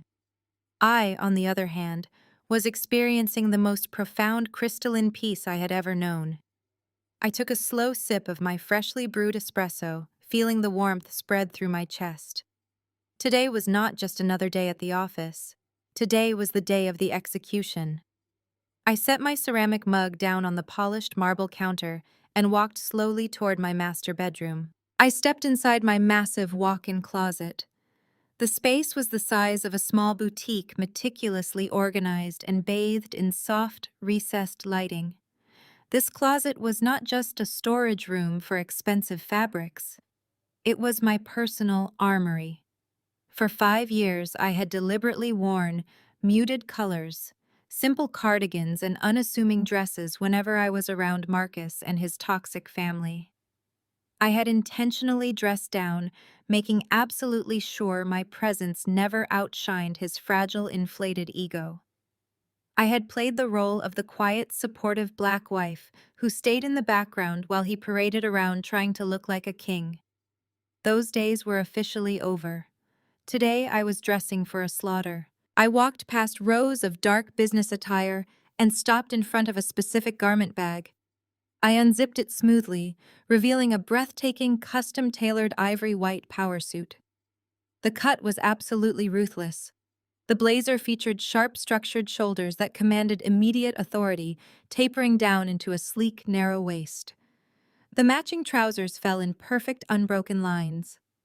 White is traditionally the color of surrender, but in the brutal world of high finance, wearing pristine white to a negotiation sends a very different, deeply psychological message. It tells your opponent that you are so completely untouchable, so entirely above the dirt and grime of their desperate situation, that you do not even fear getting a single speck of dust on your clothes. I slipped into the ivory trousers and buttoned the sharp blazer, feeling the cool, luxurious weight of the heavy silk lining against my skin. Next came the accessories. I opened my velvet-lined jewelry drawer. I did not want anything flashy or overly decorative. I wanted items that projected cold, hard generational wealth. I bypassed the delicate gold chains and reached for my platinum diamond watch. It was a heavy, serious timepiece, the kind of watch that subtly informed everyone in the room that my time was quite literally worth millions of dollars a minute.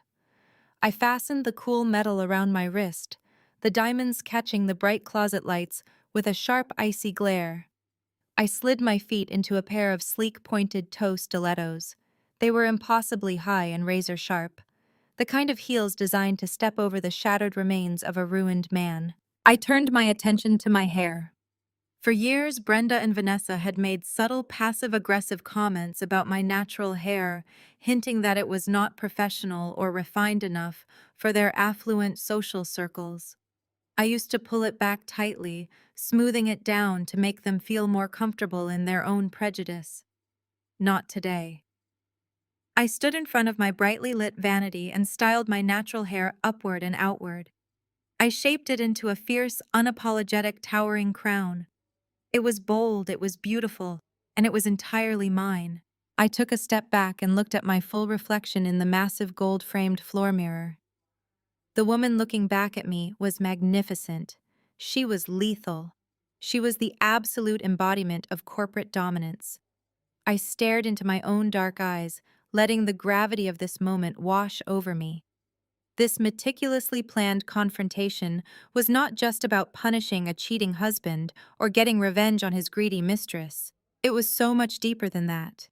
This was about systematically dismantling the profound disrespect I had quietly endured for 5 long years. This was for every single time Marcus had hushed me in public to make himself look smarter. This was for every time Brenda had looked at me with thinly veiled contempt, treating me like a charity case, rather than the architect of her son's entire fake empire. This was for every racist, condescending remark Vanessa had ever dared to utter in my presence, believing her whiteness shielded her from consequence. They had all mistaken my quiet grace for weakness. They had mistaken my strategic silence for stupidity. They thought they could use me, discard me, and simply move on to their next victims. They had absolutely no idea that I had spent the last 2 years silently buying the very ground beneath their feet. I took one final deep breath, letting the cool, conditioned air fill my lungs. I felt absolutely zero anxiety inside my chest. There was no lingering sadness, no hesitation, and no second-guessing. I was completely ready for this very moment. I picked up my sleek leather briefcase, which contained the final divorce papers, the absolute asset forfeiture documents, and the irrefutable proof of my cheating husband's massive and undeniable financial fraud. I walked out of my bedroom, my sharp stilettos clicking rhythmically against the dark hardwood floors of my penthouse. I pressed the button for my private secure elevator. The polished steel doors slid open immediately with a soft chime. I stepped inside the metal carriage, turned around to face the doors, and stood perfectly straight. I watched the doors slide shut, locking me into the descending elevator. I was heading straight down to the corporate boardroom, fully prepared to execute the final devastating blow. The morning sun glared off the towering glass and steel facade of the Onyx Capital headquarters. The monolithic structure dominated the Atlanta skyline, projecting an aura of absolute, untouchable wealth. At the base of the tower, Marcus stepped out of a cheap rideshare vehicle. He pulled at the collar of his suit. It was the only clean outfit he had left, and it already felt damp with nervous sweat. Behind him, Brenda and Tasha climbed out of the car, instantly overwhelmed by the sheer magnitude of the financial fortress looming above them. Brenda nervously adjusted her best church dress, clutching her outdated handbag tightly against her chest. She kept whispering to Marcus to stand up straight and use his best professional voice. She was terrified, fully believing they were about to walk into a den of ruthless old money-white investors who held the power to throw them out on the street. Tasha trailed behind them, looking entirely out of place. Without access to her platinum credit cards, she was forced to wear a cheap, brightly colored club dress that completely violated the unspoken dress code of high finance. She chewed her gum loudly, crossing her arms, and complaining about the humidity, completely blind to the gravity of the situation. Marcus pushed through the heavy revolving glass doors. The lobby of Onyx Capital was a cavernous masterpiece of dark marble and brushed steel. The air conditioning was freezing, designed to keep executives sharp and visitors uncomfortable. The space was eerily quiet, save for the rhythmic clicking of expensive leather shoes, as high-level financial analysts moved purposefully past security checkpoints. Marcus felt his stomach twist into a tight, painful knot. He approached the sprawling, minimalist front desk. He forced a wide, completely fake smile onto his face, attempting to project the confident aura of a successful tech entrepreneur. He gave his name to the receptionist, a sharp-looking woman with a flawless bun and an expression of pure ice. She did not return his smile. She did not offer him a warm greeting. She simply typed his name into her sleek computer terminal, her perfectly manicured nails clicking loudly against the keys. She looked up at Marcus, her eyes devoid of any emotion. "You may take a seat in the waiting area, Mr. Vance. The chief executive officer has been notified of your arrival." Marcus nodded rapidly, leading his mother and his mistress to a row of stiff, uncomfortable leather chairs along the far wall. They sat down in a tight, anxious row, and then they waited. The wait was not an accident. It was a highly calculated psychological tactic designed to completely break a person down before the negotiation even began. 10 minutes passed, then 20, then 45. Every time the elevator doors chimed, Marcus jumped, his heart hammering against his ribs. But nobody came for them. The freezing air conditioning seeped into their bones. Brenda kept wiping her sweaty palms on her dress, muttering quiet prayers under her breath. Tasha started rolling her eyes and loudly complaining that her feet hurt, demanding to know why a billionaire would treat them with such blatant disrespect. Marcus frantically shushed her, terrified that the icy receptionist would hear them and cancel the meeting altogether. He sat on the edge of the leather chair, staring at the polished marble floor. He kept running through his desperate pitch over and over in his head. He was going to talk about family values. He was going to talk about his young son. He was going to beg for a revised payment schedule, promising to hand over 50% of his future profits just to keep his mansion. He felt small, insignificant, and entirely powerless. He truly believed he was sitting in the waiting room of a wealthy white tycoon who viewed him as nothing more than a statistical error on a balance sheet. Exactly 1 hour and 15 minutes after they arrived, a tall man in a sharp charcoal suit approached their seating area. He did not introduce himself. He did not smile. He simply gestured toward the secure biometric elevators. "The chief executive officer will see you now." Marcus stood up so quickly, he almost tripped over his own feet. He grabbed his scuffed leather briefcase, his hands trembling violently. Brenda grabbed Tasha by the arm, dragging the complaining younger woman toward the elevators. They stepped into the polished steel carriage. The assistant scanned a keycard and pressed the button for the top floor. The elevator shot upward at a dizzying speed, making their ears pop. Nobody spoke a single word. The tension in the small space was thick enough to choke on. The doors slid open with a soft, melodic chime. They stepped out into the executive suite. The entire floor was a breathtaking display of raw corporate power. Floor-to-ceiling windows offered a panoramic, unobstructed view of the entire city of Atlanta. The floors were imported black granite. There was no bustling staff up here, only absolute, terrifying silence. The assistant led them down a long, wide corridor and stopped in front of a pair of massive frosted glass doors. He pushed them open and stepped aside, allowing Marcus, Brenda, and Tasha to walk into the boardroom. The room was massive. A long, polished mahogany table stretched across the center of the space, surrounded by plush leather chairs. But the true focal point of the room was at the very far end.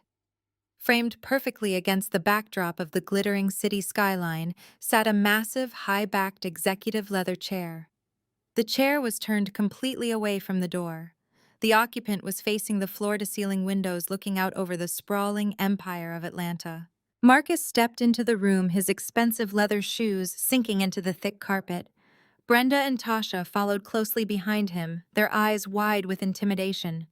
The heavy glass doors clicked shut behind them, locking them inside.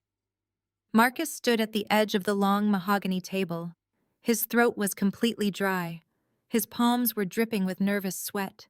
He swallowed hard, clutching his briefcase against his chest like a flimsy shield. He looked at the back of the massive leather chair, preparing to deliver the most desperate, pathetic, groveling performance of his entire life. He cleared his dry throat, ready to beg for mercy. Marcus cleared his dry throat. The sound echoed painfully across the vast, silent boardroom. He tightened his grip on his scuffed leather briefcase and forced his shoulders back. He was desperately attempting to summon the charismatic tech mogul persona he had so carefully rehearsed in his sweltering bathroom mirror. He stared at the back of the towering leather chair facing the floor-to-ceiling windows.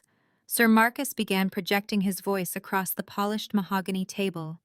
I want to personally thank you for taking the time to meet with me today. I know Onyx Capital is a premier firm that values aggressive growth and ruthless strategic partnerships, but I also know that as a man of extreme wealth and vision, you must understand the profound value of a second chance. He paused, waiting for a response from the hidden executive. The chair did not move. The occupant remained perfectly still.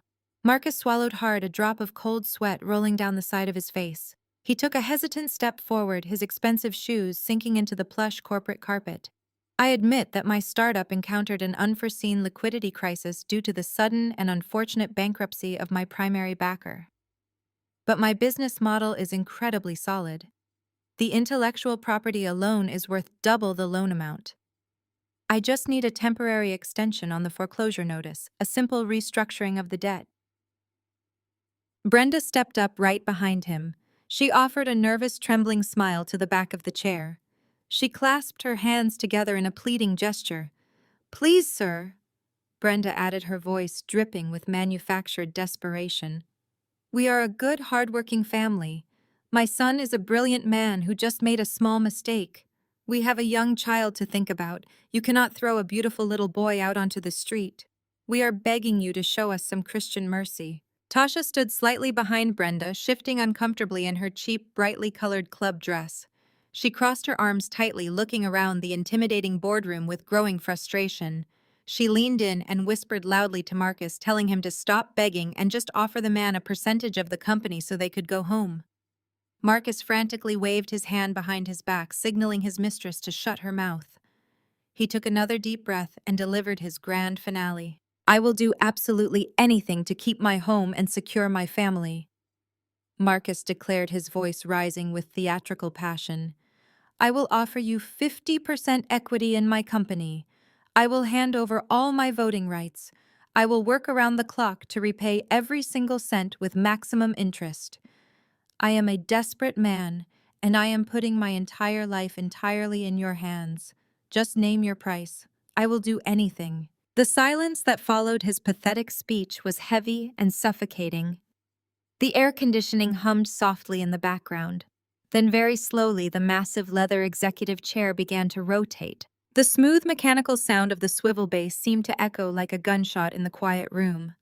Marcus held his breath, leaning forward eagerly, expecting to see an older, ruthless white billionaire turning to accept his total surrender. Brenda clutched her handbag against her chest, her eyes wide with fearful anticipation. Tasha finally stopped chewing her gum, realizing the supreme power of the person sitting in that chair. The chair completed its rotation. I sat there perfectly still. I was wearing my pristine ivory-white power suit, my legs elegantly crossed, and my hands steepled beneath my chin. My towering crown of natural hair framed my face like a halo of absolute authority. The heavy platinum diamond watch on my wrist caught the morning sunlight streaming through the windows, casting a sharp, icy glare across the mahogany table. I looked directly into my cheating husband's eyes with an expression of absolute, unadulterated ice. Marcus stopped breathing, his brain completely short-circuited. He stared at me, his eyes stretching so wide they looked like they might actually pop out of his skull. His hands went entirely numb. The scuffed leather briefcase slipped from his paralyzed fingers. It hit the floor with a loud, violent thud, bursting open and scattering his useless financial documents across the carpet. He tried to speak, but his vocal cords completely seized up. He just stood there, his mouth opening and closing silently, like a suffocating fish. Right behind him, Brenda let out a loud, highly dramatic gasp. All the color instantly drained from her face, leaving her looking completely ashen and sickly. She staggered backward, her knees buckling under her weight. She grabbed the edge of the conference table to stop herself from collapsing onto the floor. She clutched her chest with both hands, staring at me in pure, unbridled horror. The black woman she had endlessly mocked for cooking soul food, the daughter-in-law she had treated like a worthless charity case, was currently sitting on a throne of undeniable corporate supremacy, holding the absolute power of life and death over her entire bloodline. Tasha looked completely confused. She stared at me, taking in my breathtaking tailored suit, the expensive diamonds, and the undeniable aura of wealth radiating from my very presence. Then she looked at Marcus, who looked like he was about to pass out. Tasha leaned forward and grabbed Marcus by the shoulder, shaking him roughly. "Marcus, what is going on?" she demanded loudly. "Who is this woman? Why is your ex-wife sitting in the billionaire's chair?" Marcus could not answer her. He was completely trapped in a waking nightmare. He finally realized that there was no anonymous corporate raider. There was no ruthless Wall Street tycoon targeting his startup. Every single catastrophic financial disaster that had dismantled his life over the past few days had been meticulously orchestrated by the very woman he had tried to sell to another man at a dinner table. I let them drown in their terror for a long, agonizing moment. I let the absolute reality of my power crush every single ounce of their arrogant pride. Then I slowly unsteepled my hands and rested them flat on the polished mahogany desk. "Hello, Marcus," I said. My voice was smooth, deadly calm, and it echoed clearly in the massive room. "You said you would do absolutely anything." I offered him a sharp, predatory smile that did not reach my eyes. Let us see about that. My husband took me to meet his biggest business partner for a celebratory dinner. Everything looked like a normal high society evening at an exclusive Buckhead restaurant until Marcus leaned over the table. "Tonight, she is yours," he said it in Spanish. The partner smirked, his eyes trailing over my body like he was pricing a piece of meat at an auction. My husband thought I did not understand a single word. He always thought I was just his quiet black wife who did little bookkeeping chores from home, a shiny accessory he could trade to secure his investments. But 20 minutes later, that partner's face went white as a sheet. You want to know why? Because in those 20 minutes, I did two things. First, I ordered the most expensive Wagyu steak on the menu. Second, I sent a one-line email to the board of directors at Onyx Capital. That man was desperate for a $50 million loan to save his sinking empire. Marcus was selling me out just to get a 5% finder's fee. What neither of those foolish men knew was that I am the chief executive officer of Onyx Capital. My email simply read to pull all funding, freeze his assets, and blacklist his firm immediately. If you have ever shrunk yourself to fit into a man's oversized ego, pull up a chair. I am going to show you exactly how a queen takes back her crown and makes the traitors bow. Let me take you back to how this disaster actually unfolded. The ambient lighting cast a warm, golden glow over our private booth, but the energy at the table was freezing cold. The partner, a man named Alejandro, reeked of desperate wealth. He wore a tailored suit that cost more than some people's cars, but his watch was a season out of date. It was a subtle sign in my world that cash flow was tightening. Marcus had been sweating through his expensive silk shirt all evening. He was laughing way too hard at Alejandro's terrible jokes and practically begging for validation. Marcus ran a tech startup that was bleeding money faster than he could print it, and he viewed Alejandro as his ultimate golden ticket. I sat there in my black silk dress, maintaining the perfect posture of a supportive wife. I cut my steak in silence, watching the pathetic power dynamic play out. That was when Alejandro leaned back, swirling his imported scotch, and made the comment. He looked right at me, a predatory glint in his eyes, then shifted his gaze to Marcus.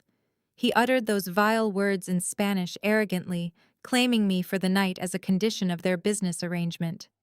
Marcus did not flinch. He did not slam his fist on the table or defend my honor.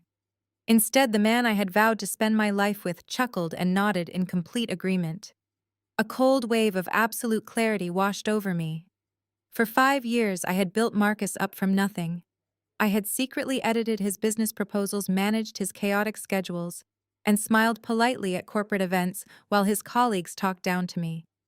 He told everyone I was a freelance accountant who just did taxes for local nail salons.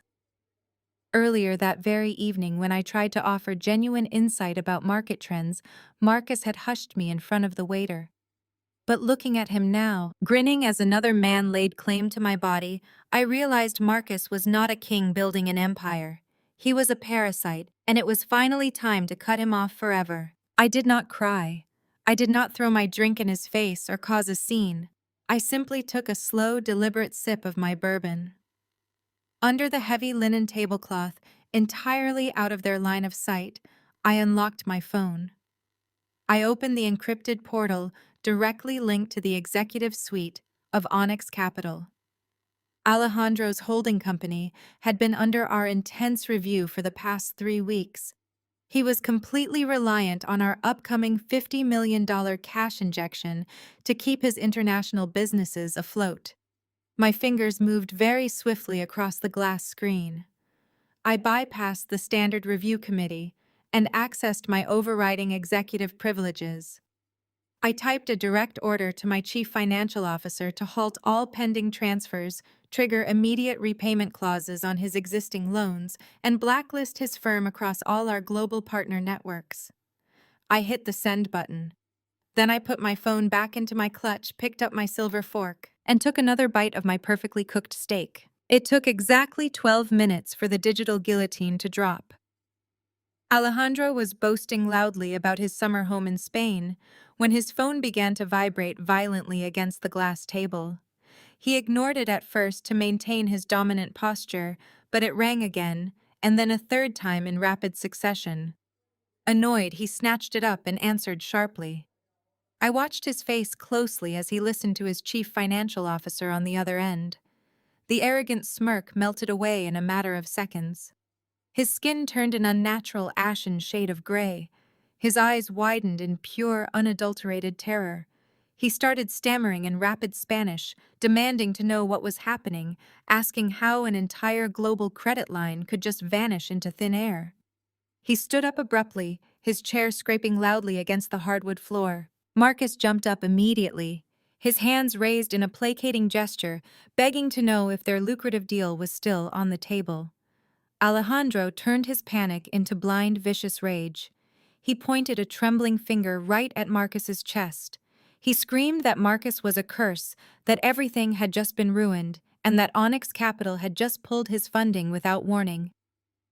Alejandro did not even wait for the check. He stormed out of the restaurant, sprinting toward the exit like a man whose life was on fire. Marcus stood in the middle of the upscale dining room, completely humiliated as other wealthy patrons turned to stare. He slowly turned his gaze toward me, his face twisting into a mask of pure resentment. He slammed his hands down on our table, rattling the crystal glasses. He blamed me. He said I sat there looking stupid all night, that my cold attitude had ruined the biggest deal of his entire life. He told me I was a glorified bookkeeper who did not understand how real business worked. I let him finish his pathetic tantrum. I placed my linen napkin neatly on the table, picked up my clutch, and stood up straight, smoothing the front of my silk dress. I looked him dead in the eye.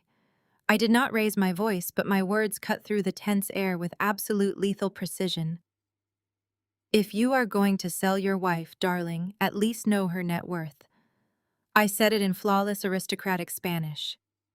Marcus froze completely. The color drained from his face as his brain desperately tried to process how I knew exactly what he had agreed to. His jaw went slack, his eyes wide with a sudden sinking dread. I did not wait for his response. I turned on my heel and walked straight out of the restaurant, leaving him standing alone with the shattered remains of his ego and a massive bill he could no longer afford to pay. The massive screens lining the boardroom walls glowed brightly with the undeniable proof of my husband's financial ruin. Charts of debt, forged signatures, and catastrophic defaults illuminated the dark room with a red light. The heavy silence in the executive suite was broken by the sound of Alejandro's frantic footsteps, echoing down the hallway as my security team escorted the weeping billionaire out of my building. Alejandro had dropped to his knees and begged for mercy. Now it was finally time for the rest of the rats to abandon the sinking ship. I kept my hands steepled on the polished mahogany desk, watching Tasha. She stood perfectly still in her cheap club dress, her eyes darting frantically between the digital monitors and my calm face. The staggering reality of the situation finally penetrated her thick skull. She saw the millions of dollars in immediate default. She saw the cross-collateral seizure of the luxury salon. She saw that the powerful Wall Street tycoon her lover had come to beg for a lifeline was the very same black woman he had arrogantly thrown out of her own home. Tasha slowly turned her head to look at Marcus. The man she thought was her ticket to Atlanta high society trembled uncontrollably. Marcus was drenched in nervous sweat, his shoulders hunched, his eyes wide with feral panic. He looked nothing like the confident tech mogul who paraded her around the salon grand opening. He looked like a cornered rat caught in a trap he built himself. Tasha looked at his scuffed leather shoes, his wrinkled suit, and the utter lack of power he held in this massive room. The wealthy fantasy he promised her evaporated right before her eyes. "Is it true?" Tasha demanded, her voice sharp in the quiet boardroom. She pointed a manicured finger at the glowing screens. "Are you really millions in debt to your ex-wife? Did you lose the mansion?" Marcus flinched as if she slapped him. He tried to straighten his posture, attempting to summon his manipulative charm. He reached a shaking hand toward her. "Tasha, listen to me." Marcus stammered, his voice cracking with desperation. "It is just a temporary restructuring issue. I can fix this. I am a brilliant negotiator. I will get us back on top. You just have to stick by my side." Tasha did not reach out to take his hand. Instead, her face twisted into a harsh mask of unadulterated disgust. She looked him up and down with absolute contempt. She did not feel an ounce of loyalty for the man standing in front of her. She was a woman who traded on her youth to secure a life of endless luxury, and she instantly recognized that Marcus was a dead end. He had nothing left to offer her but overwhelming debt and total humiliation. "You are broke!" Tasha spat out the words, dripping with venom. "You are entirely broke. You dragged me out of my comfortable life and promised me private jets and a mansion in Buckhead. You told me you were a powerful king. You are nothing but a massive fraud. You do not even own the clothes on your back. You are a pathetic, useless man." Marcus gasped, clutching his chest, as her cruel words hit him harder than the financial ruin. He built his entire inflated ego around being the powerful provider, the man who commanded respect through his wealth. Hearing his chosen mistress utterly degrade his manhood in front of the wife he discarded was the ultimate crushing blow. Tasha did not wait for him to formulate another pathetic excuse. She turned sharply on her heels. She grabbed her young son by his small hand, dragging the confused toddler toward the frosted glass doors of the boardroom. "Tasha, wait!" Marcus screamed, his voice breaking into a hysterical, high-pitched plea. "You cannot just leave me here. You cannot take my son. He is my legacy. You are my real family." Marcus lunged forward, trying to run after her. Losing his mansion and his tech startup was a devastating financial blow, but losing his newly claimed heir and his mistress right in front of my eyes was the absolute annihilation of his fragile ego. He scrambled past the mahogany table, his expensive shoes slipping clumsily on the thick corporate carpet. I did not raise my voice. I did not stand up from my leather executive chair. I simply raised one single finger in the air. From the shadows of the expansive boardroom, my corporate security guards stepped forward in perfect unison. They were massive, highly trained men wearing dark tailored suits. They moved with swift, ruthless efficiency, forming an impenetrable solid wall of muscle directly between Marcus and the heavy glass doors. Marcus crashed hard into the chest of the lead guard. He bounced backward, staggering awkwardly to keep his balance. The guard did not flinch, looking down at Marcus with cold indifference. Marcus frantically tried to push past them, shouting Tasha's name, but the guards easily shoved him back into the center of the room. He was physically trapped. He watched helplessly as Tasha pushed through the heavy glass doors without ever looking back. The doors clicked shut behind her, sealing Marcus inside the room with me. The closing doors echoed through the silent suite. Marcus was left standing completely alone on the far side of the massive conference table. He had no mistress to validate his ego. He had no son to serve as his legacy. He had no family wealth to protect him. He was stripped bare of every single illusion he had ever created. He slowly turned around to face me, his shoulders sagging, his chest heaving with defeated, heavy breaths. I remained seated in my high-backed chair, bathed in the morning sunlight, watching his total destruction with a perfectly calm, deeply satisfied smile. The rats had officially fled the sinking ship, and the captain was going down with the wreckage. The frosted glass doors clicked shut, sealing Tasha and the boy outside. The sound echoed through the massive boardroom, acting like a starting pistol for Brenda's collapse. Brenda stood frozen against the wood paneling, watching the implosion of her son's fake empire in absolute horror. She watched the mistress she embraced walk out, taking the grandson and the illusion of a perfect family with her. Brenda looked at Marcus, who was leaning heavily against the mahogany table, weeping into his hands. Then she slowly turned her head to look at me.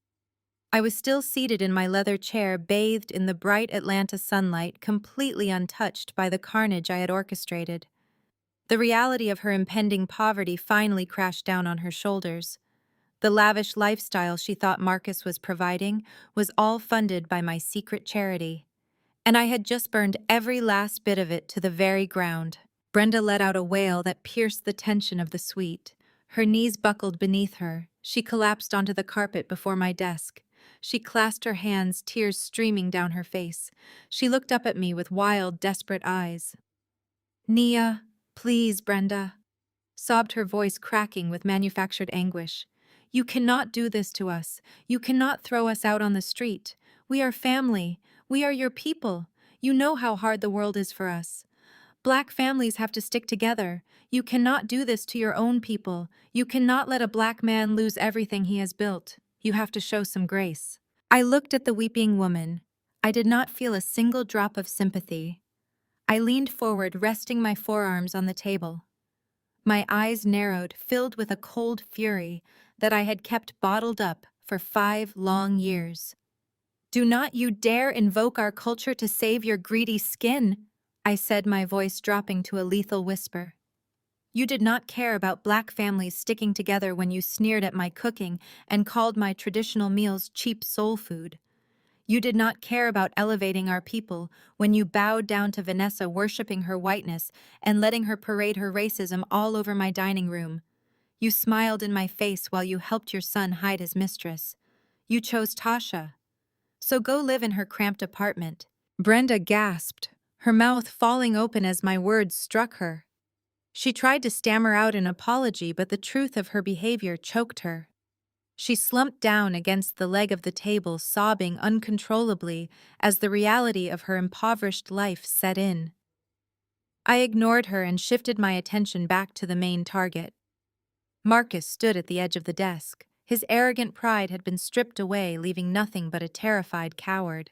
I slowly opened my black leather briefcase. I pulled out a thick manila folder sealed with the onyx capital emblem. I tossed the folder casually across the table. It slid perfectly across the polished wood, stopping inches from his trembling fingers. "Open it, Marcus," I commanded, my voice echoing with absolute authority. He reached out with shaking hands and flipped the cover open. He stared at the very top pages, his breath catching painfully. Inside, there were 3 specific documents. The first was a final divorce decree severing our marriage and stripping him of any right to claim spousal support. The second was a total asset forfeiture agreement legally transferring the remaining scraps of his seized startup and the deed to the Buckhead mansion over to my holding company. The third document was a detailed confession of commercial wire fraud. It outlined exactly how he forged revenue projections to secure the initial loan from my firm. Marcus looked up at me, tears streaming freely down his face. He shook his head, his lower lip quivering. "Nia, please," he begged, his voice barely a whisper. "You are taking everything. You are leaving me with absolutely nothing. I will be ruined forever. I cannot sign this confession. It will absolutely destroy my entire professional life and my future." I leaned back in my chair. "You destroyed your own life the second you decided I was just a quiet accessory you could trade for a finder fee," I said coldly. "You have 2 choices. Pick up that pen, sign the divorce papers, admit to the fraud, and surrender every single remaining asset you possess. Or walk out those glass doors, and I will personally hand this entire folder to the Federal Bureau of Investigation. I will make sure you spend the next 20 years wearing a bright orange jumpsuit in a federal penitentiary. The choice is yours, Marcus. Sign it." Marcus stared at the documents. He knew I was not bluffing. He knew my lawyers had built an ironclad case against him. He was completely outplayed. A loud, gut-wrenching sob tore from his throat. He broke down completely crying like a lost child in the middle of the imposing corporate boardroom. His hands shook violently as he reached out and picked up the heavy gold pen resting on the table. He did not bother to read the fine print. He simply pressed the pen to the paper and began to sign his name. He signed away his mansion. He signed away his fake tech empire. He signed the confession of his own pathetic fraud. And finally, he signed away our marriage. With every scratch of the pen, I felt a massive, suffocating weight lift off my shoulders. He pushed the folder back across the table, his head hanging down in total defeat. I pulled the documents toward me, inspecting his messy, tear-stained signatures. Everything was perfectly in order. The execution was completely flawless. I closed the heavy folder, the loud, sharp snap echoing endlessly in the otherwise completely silent room. My total victory was finally complete. 6 months have passed since the heavy frosted glass doors of the Onyx Capital boardroom clicked shut. 6 months since I systematically dismantled the fragile house of cards my cheating husband and his arrogant family built on my back. The dust has completely settled over the city of Atlanta, and their new reality is exactly what they deserve. Let me paint you a vivid picture of what absolute ruin looks like. Marcus does not wear custom-tailored velvet dinner jackets anymore. Today he wears a cheap, stiff polyester polo shirt with a plastic name tag pinned to his chest. He works at a small, brightly lit tech repair kiosk right in the middle of a loud, crowded shopping mall. The man who used to confidently pitch multi-million-dollar phantom tech startups to Wall Street investors now spends his days replacing cracked screens on mobile phones for minimum wage. I drove past his kiosk a few weeks ago just to see his reality with my own eyes. He looked like he had aged 20 years in just 6 months. His shoulders were permanently hunched, defeated by the crushing weight of the massive debts he is still legally obligated to repay. A teenage customer was yelling at him because a phone battery replacement took too long. Marcus did not argue back. He did not puff out his chest or act like a powerful mogul. He just kept his head down, apologized quietly, and wiped the greasy glass counter with a dirty rag. Every single day, he has to ride a crowded public bus because his luxury sports car was aggressively repossessed. He is a broken man entirely stripped of his pride, his mistress, his son, and the brilliant wife who actually made him look like a king. And then there is Vanessa. My former sister-in-law truly thought her whiteness and her old family money made her completely untouchable. She believed she was the ultimate savior of our black family. Now her reality is a completely different story. Her wealthy parents completely cut her off after she humiliated their prestigious name by carelessly signing away a multi-million-dollar commercial property without reading a single page of the contract. Vanessa now works as a junior receptionist at a cheap discount nail salon in a rundown strip mall far outside the city limits. She does not sip imported champagne or host luxury grand openings anymore. She spends her long, exhausting shifts answering a constantly ringing plastic telephone, scrubbing dirty foot spas, and sweeping up acrylic nail clippings from the cheap linoleum floor. Her hands, which used to be covered in massive diamond rings, are now raw and blistered from harsh cleaning chemicals. The affluent socialites she used to hold court with pretend they do not even know her name if they happen to walk past her strip mall. Jamal divorced her the exact moment the money dried up, proving that his loyalty was only ever tied to her bank accounts. Vanessa is completely alone, drowning in the bitter realization that her supreme arrogance cost her the entire luxury empire she tried to build. As for Brenda, my former mother-in-law is finally living the exact life she chose for herself. She no longer hosts lavish memorial brunches on manicured lawns with silver chafing dishes. When she realized Marcus was utterly bankrupt and Tasha had abandoned him, Brenda had absolutely nowhere left to turn. She now lives in a tiny, cramped one-bedroom apartment situated right next to a busy, roaring highway overpass. The walls are paper thin. She complains constantly about the loud traffic and the noisy neighbors, but nobody is listening to her anymore. The high society friends she spent her entire life trying to impress stopped returning her calls the very moment Marcus lost the Buckhead mansion. She spends her days sitting in a cheap, worn-out fabric recliner, staring at a small television, living entirely on her meager Social Security checks because Jamal and Marcus cannot afford to send her a single dime. She has plenty of time to sit in that noisy, suffocating apartment and think about the choices she made. She has plenty of time to regret choosing a flashy, demanding mistress over the loyal, hard-working daughter-in-law who secretly funded her entire lavish lifestyle. She wanted to protect her son's toxic behavior at all costs, and the universe gave her exactly what she asked for. I step away from those distant, pathetic memories and bring my focus back to the present moment. I am standing in the exact same spot where this story began. I am inside my sprawling, ultra-modern midtown penthouse. The ambient lighting casts a warm, golden glow across the dark marble floors and the sleek leather furniture. I walk over to my custom bar and pour myself a glass of expensive amber bourbon. The crystal feels heavy and solid in my hand. I take a slow, deliberate sip, savoring the rich, smoky burn as it slides down my throat. I walk smoothly toward the massive floor-to-ceiling windows, sliding the heavy glass door open and stepping out onto my private, expansive balcony. The evening air is warm and electric. The glittering Atlanta skyline stretches out before me in a breathtaking ocean of bright lights and towering skyscrapers. I look down at the bustling city streets, the corporate buildings, the luxury restaurants, and the commercial real estate districts. I look at this massive, beautiful city knowing that through Onyx Capital, I practically own the very ground these towering buildings are built upon. I have reclaimed my absolute peace, my massive fortune, and my undeniable power. They thought my silence was weakness. They thought my patience was stupidity.